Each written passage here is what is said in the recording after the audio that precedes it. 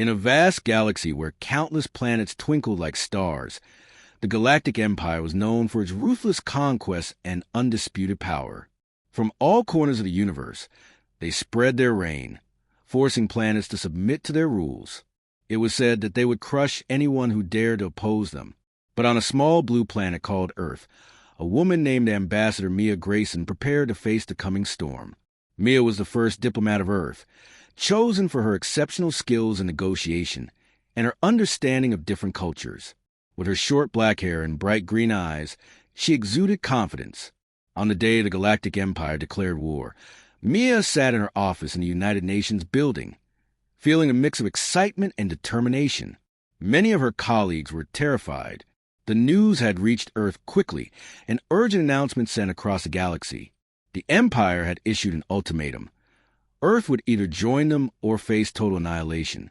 As panic spread, Mia smiled quietly. It was finally time to stand up for her planet. She believed that diplomacy could still win this battle, despite the fear that loomed over others. She gathered a small team of trusted advisors: Dr. Leo Reynolds, a brilliant scientist; Captain Sarah Black, an experienced pilot; and Raj, a skilled strategist familiar with intergalactic politics. Together, they formed a plan. "Sarah, we need a ship," Mia said. "We must meet the Empire and show them we are not afraid." Captain Sarah rose to her feet. "I've been studying their fleet movements. If we act quickly, we can intercept one of their ships near the outer ring of Mars." "Good. Leo, can you create a device that can disrupt their communication?" she asked, looking over at the scientist.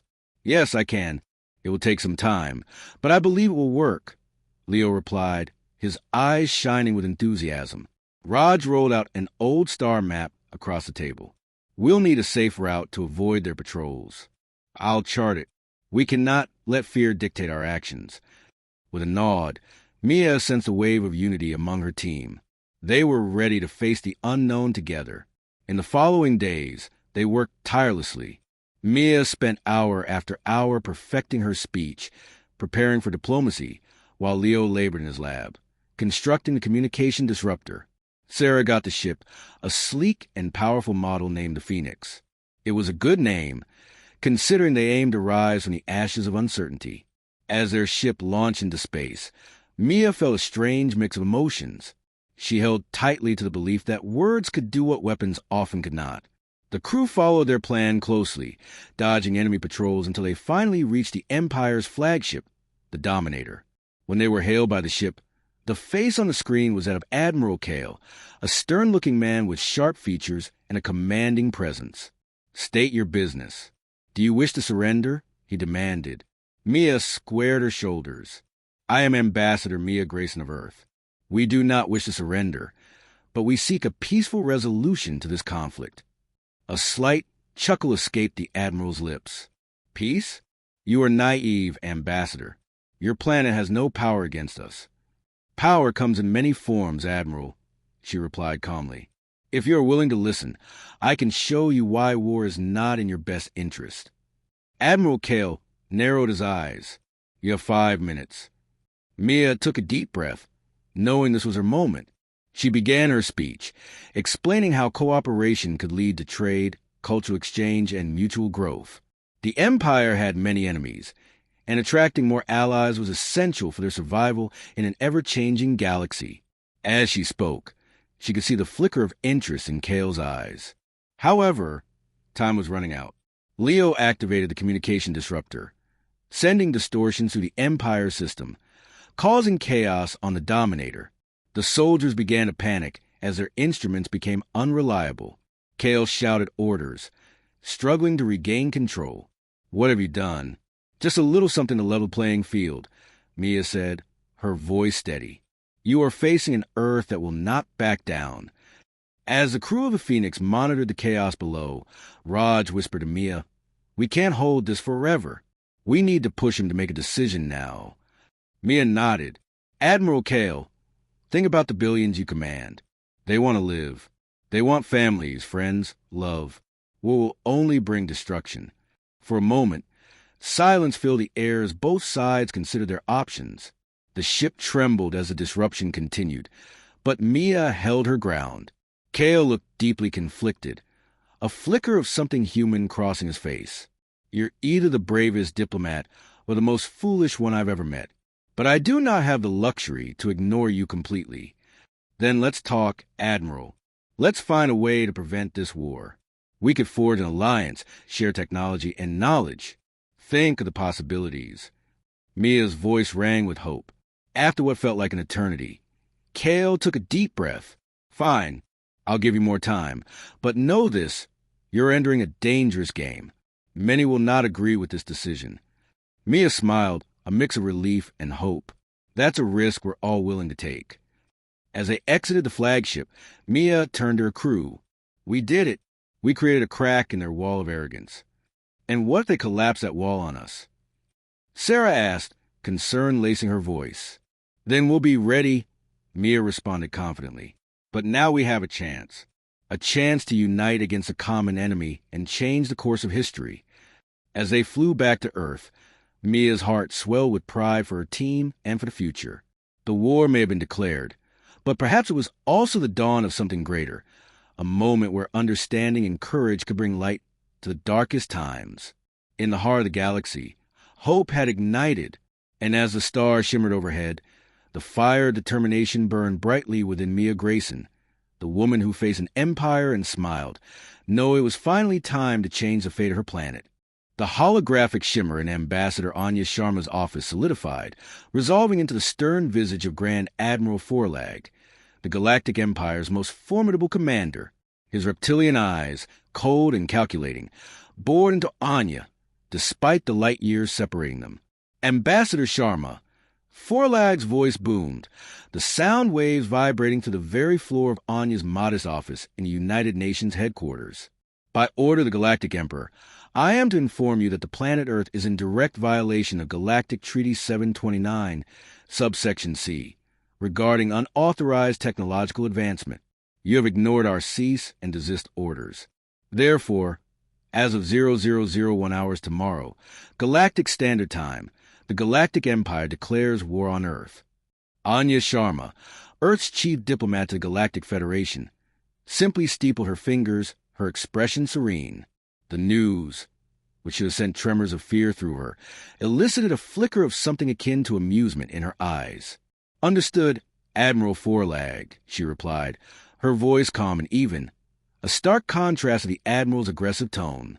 Please inform the Emperor that his declaration has been received. Forlag's scaly face contorted in what might have passed for confusion. Do you understand the gravity of your situation, human? The Galactic Empire's forces are unmatched. Your primitive defenses will crumble before us like dust.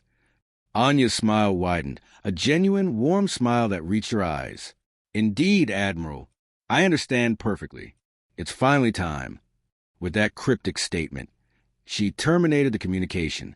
The holographic image of Forlag vanished, leaving Anya alone in her office. The red alert sirens blared outside, signaling commencement of what was likely humanity's greatest challenge. Yet, Anya remained unfazed.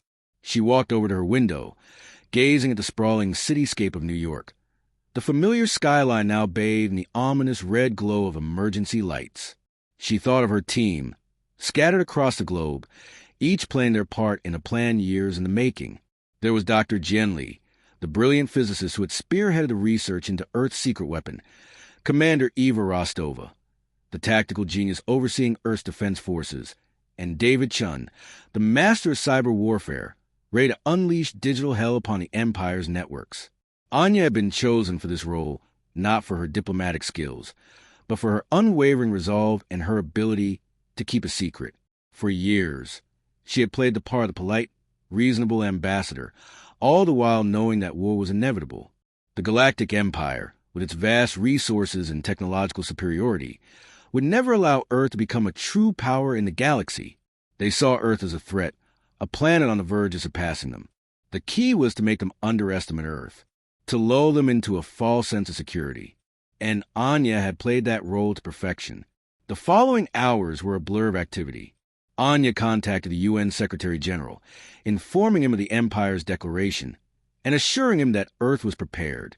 She activated the Global Defense Network, initiating the protocols that would bring Earth's hidden arsenal online.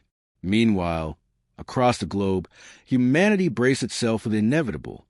Cities were evacuated, defense forces mobilized, and ordinary citizens prepared for the fight of their lives.